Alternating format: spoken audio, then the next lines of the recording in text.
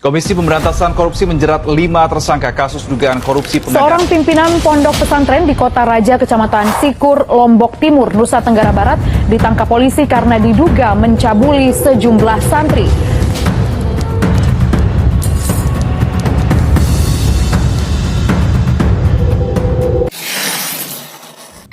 Assalamualaikum warahmatullahi wabarakatuh. Dengan saya Soimah, mahasiswi ilmu Al-Quran dan Tafsir di Universitas Ibnu Khaldun Bogor. Video ini dibuat salah satu tujuannya yaitu untuk memenuhi tugas mata kuliah Fikih Dakwah dengan dosen pengampu gurunda kita tercinta Al-Ustadz Samsul Basri.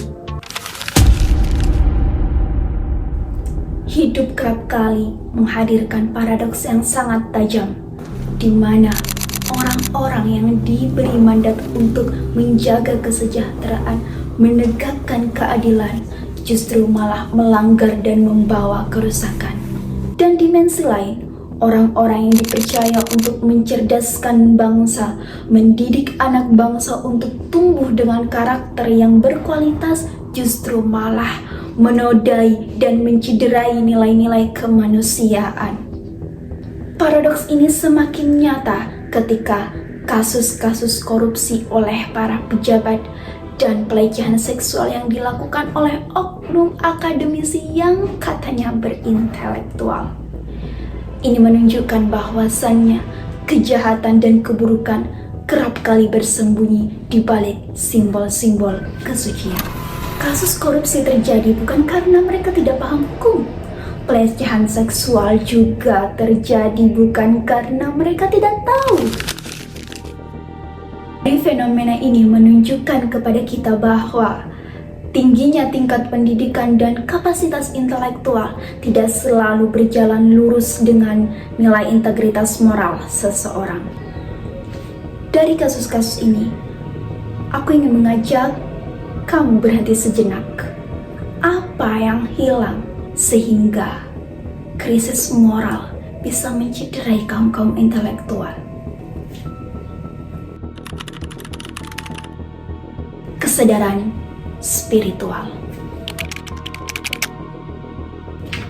Dari sini bisa kita lihat bahwasannya akar dari terjadinya kasus-kasus tersebut itu terjadi ketika akal dinahkodai oleh nafsu, ketika akal kehilangan nilai etis sehingga ia tunduk pada dorongan nafsu, dorongan kekuasaan serta syahwat. Ilmu yang dimilikinya tidak lagi membawanya pada kebenaran. Kesadaran spiritual yang hilang telah menenggelamkannya pada kerusakan moral yang membawa kerugian pada dirinya sendiri serta lingkungan. Dampak dari kasus-kasus tersebut menyisakan luka yang begitu mendalam. Tidak hanya berhenti pada trauma psikis yang dialami oleh korban, melainkan runtuhnya kepercayaan publik terhadap otoritas yang selama ini dianggap memiliki integritas moral, yang selama ini dianggap mampu mensejahterakan lingkungan. Di tengah kompleksitas dan paradoks kehidupan manusia, Al-Quran hadir bukan hanya sebagai teks yang suci, namun juga membawa arah, makna, serta solusi terhadap segala persoalan kehidupan manusia di dunia ini. Solusi yang ditawarkan adalah penerapan dari esensi makna yang dimiliki oleh konsep ihsan dalam Al-Quran sebagai solusi terhadap krisis moral intelektual. Dalam agama Islam, ada sebuah tingkatan yang dimiliki oleh orang muslim, yaitu Islam, iman, dan ihsan. Puncaknya adalah ihsan, di mana di dalam sebuah hadis dikatakan ihsan adalah anta'budullaha ka'annaka tarahu fa illam takun tarahu fa innahu yaraka, yang artinya beribadalah kamu seakan-akan kamu melihat Allah. Jika kamu tidak melihatnya, maka yakinilah bahwasannya Allah melihat kamu. Poinnya adalah kesadaran akan pengawasan Tuhan. Dari fenomena-fenomena yang disebutkan tadi, kasus-kasus yang terjadi seperti korupsi dan pelecehan seksual, mungkin mereka melakukan karena mereka merasa aman dari hukuman tata negara, mereka merasa aman dari hakim yang akan memvonisnya. Namun mereka melupakan satu hal, bahwasannya mereka tidak pernah lepas dari pengawasan ilahi Robbi. Ketika ihsan itu ada, kita sadar bahwa kita berada dalam pengawasan Tuhan, sehingga kita terdorong untuk selalu melakukan kebaikan yang mendatangkan ridho dari Tuhan. Disinilah poinnya.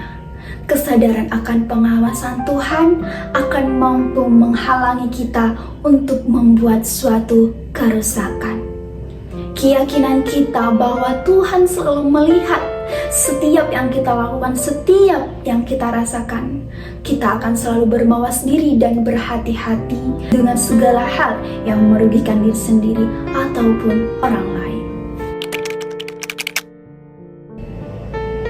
Baik, itu adalah pemaparan singkat daripada konsep ihsan dalam Al-Quran sebagai solusi terhadap krisis moral intelektual. Semoga kita semua mampu menjadi orang yang selalu berihsan, membumikan kebaikan, sehingga ridho Tuhan bisa kita dapatkan. Sebagai penutup, izinkan saya mengutip sebuah ayat yang ada di dalam Al-Quran, yaitu Al-Qasas ayat 77. A'udzu billahi minasyaitonir rajim. Bismillahirrahmanirrahim. وَابْتَغِ فِيمَا آتَاكَ اللَّهُ الدَّارَ الْآخِرَةَ وَلَا تَنْسَ نَصِيبَكَ مِنَ الدُّنْيَا وَأَحْسِنْ كَمَا أَحْسَنَ اللَّهُ إِلَيْكَ وَلَا تَبْغِ الْفَسَادَ فِي الْأَرْضِ إِنَّ اللَّهَ لَا يُحِبُّ الْمُفْسِدِينَ. Kita akan menghighlight pada lafaz wa ahsin kama ahsanallahu ilaik. Berbuat baiklah kalian kepada sesamanya sebagaimana Allah telah terlebih dahulu berbuat baik kepada kita semua selaku hamba dan makhluknya. Wala tabghil fasada fil ard. Dan janganlah kalian membuat kerusakan di muka bumi ini. Innallaha la yuhibbul mufsidin. Sesungguhnya Allah tidak menyukai orang-orang yang membuat kerusakan. Tujuan dari hidup mendatangkan ridho Tuhan, bukan? Maka janganlah melakukan hal-hal yang tidak disukai oleh Tuhan. Sebagaimana dalam materi kali ini kita mendapatkan kesimpulan bahwasannya ilmu tanpa ihsan akan melahirkan kejahatan intelektual, sedangkan jabatan tanpa ihsan akan melahirkan pengkhianatan moral. Cukup sekian saya ucapkan, mohon maaf jika ada salah kata. Semoga bisa diambil manfaatnya. Undur ma qala wa la ta'ndur man qala. Assalamualaikum warahmatullahi wabarakatuh.